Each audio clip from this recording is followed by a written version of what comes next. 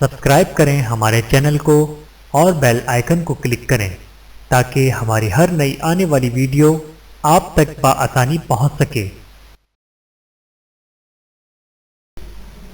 روزے دار کی دعا رد نہیں ہوتی۔ رسول اللہ صلی اللہ علیہ وآلہ وسلم نے ارشاد فرمایا، 3 آدمیوں کی دعا رد نہیں کی جاتی، ایک تو عادل امام کی، دوسرے روزے دار کی یہاں تک کہ روزہ کھولے، تیسرے مظلوم کی۔ اللہ تعالیٰ اس کی دعا قیامت کے دن بادل سے اوپر اٹھائے گا اور اس کے لیے آسمان کے دروازے کھول دیے جائیں گے۔ اللہ تعالیٰ فرماتا ہے، میری عزت کی قسم میں تمہاری مدد ضرور کروں گا اگرچہ کچھ زمانے کے بعد ہو۔ بحوالہ سنن ابن ماجہ حدیث نمبر 1752۔ روزے داروں کے لیے جنت کا ایک خصوصی دروازہ ریان۔ رسول اللہ صلی اللہ علیہ وآلہ وسلم نے ارشاد فرمایا، جنت کا ایک دروازہ ہے جسے ریان کہتے ہیں، قیامت کے دن اس دروازے سے صرف روزے دار ہی جنت میں داخل ہوں گے، ان کے سوا اور کوئی اس میں سے داخل نہیں ہوگا۔ پکارا جائے گا کہ روزے دار کہاں ہیں؟ وہ کھڑے ہو جائیں گے، ان کے سوا اس میں سے کوئی نہیں اندر جانے پائے گا، اور جب یہ لوگ اندر چلے جائیں گے تو یہ دروازہ بند کر دیا جائے گا، پھر اس سے کوئی اندر نہ جا سکے گا۔ بحوالہ صحیح بخاری حدیث نمبر 1896۔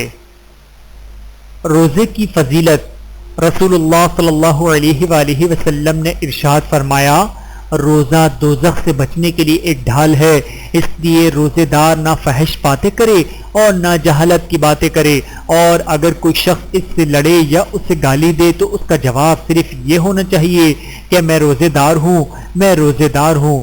بحوالہ صحیح بخاری حدیث نمبر 1894۔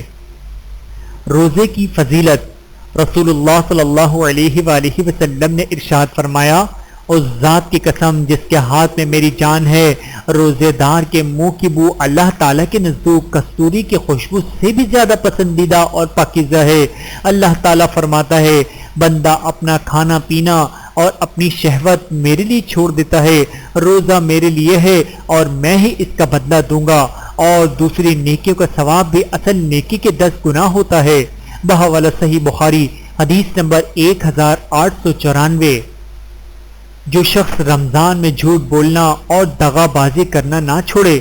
رسول اللہ صلی اللہ علیہ وآلہ وسلم نے ارشاد فرمایا، اگر کوئی شخص جھوٹ بولنا اور دغا بازی کرنا نہ چھوڑے روزے رکھ کر بھی، تو اللہ تعالیٰ کو اس کی کوئی ضرورت نہیں کہ وہ اپنا کھانا پینا چھوڑ دے۔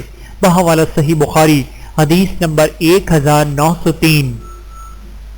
رسول اللہ صلی اللہ علیہ وآلہ وسلم نے ارشاد فرمایا، اس ذات کی قسم جس کے ہاتھ میں محمد صلی اللہ علیہ وآلہ وسلم کی جان ہے، روزے دار کے منہ کی بو اللہ تعالیٰ کے نزدیک مشک کی خوشبو سے بھی زیادہ بہتر ہے۔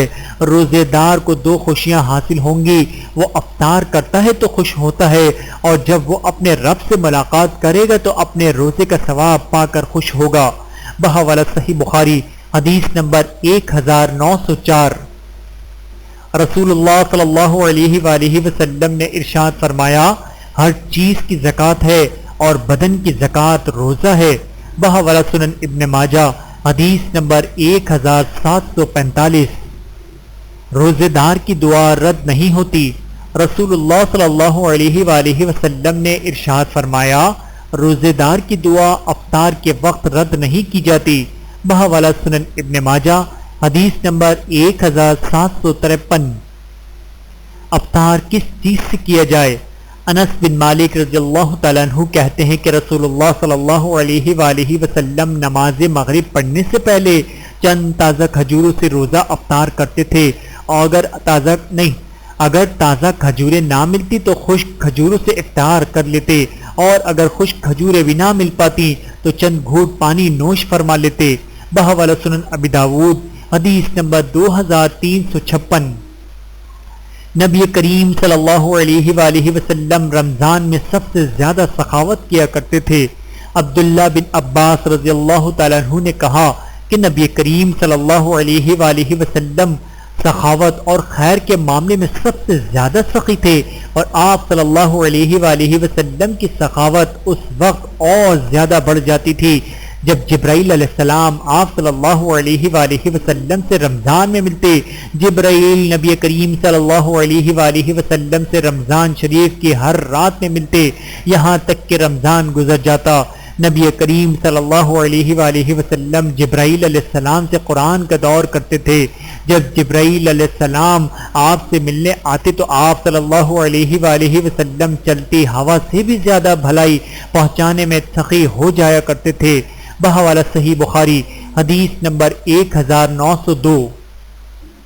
ماہ رمضان ماہ اکرام، رسول اللہ صلی اللہ علیہ وآلہ وسلم نے ارشاد فرمایا، انسان کی ہر نیکی 10 گنا سے 700 گنا تک بڑھا دی جاتی ہے۔ اللہ تعالیٰ فرماتا ہے سوائے روزے کے اس کے لیے وہ میرے لیے خاص ہے اور میں ہی اس کا بدلہ دوں گا۔ آدمی اپنی خواہش اور کھانا پینا میرے لیے چھوڑ دیتا ہے۔ روزے دار کے لیے 2 خوشیاں ہیں، ایک افطار کے وقت اور دوسری اپنے رب سے ملنے کے وقت، اور روزے دار کے منہ کی بو اللہ تعالیٰ کے نزدیک مشک کی بو سے بھی زیادہ بہتر ہے۔ بحوالہ سنن ابن ماجہ حدیث نمبر 1638۔ اللہ تعالی ہم سب کو عمل کرنے کی توفیق عطا فرمائے، آمین ثم آمین۔ ویڈیو دیکھنے کا بہت شکریہ۔ مزید ویڈیوز دیکھنے کے لیے ہمارے چینل کو سبسکرائب کریں۔ اگر ویڈیو پسند آئے تو لائک کریں۔ اچھی بات کو دوسروں تک پہنچانا صدقہ جاریہ ہے۔ جزاکم اللہ خیرا کثیرا۔ اپنا اور اپنے پیاروں کا بہت زیادہ خیال رکھیے گا اور مجھے دعاؤں میں یاد رکھیے گا۔ Take care. اللہ حافظ۔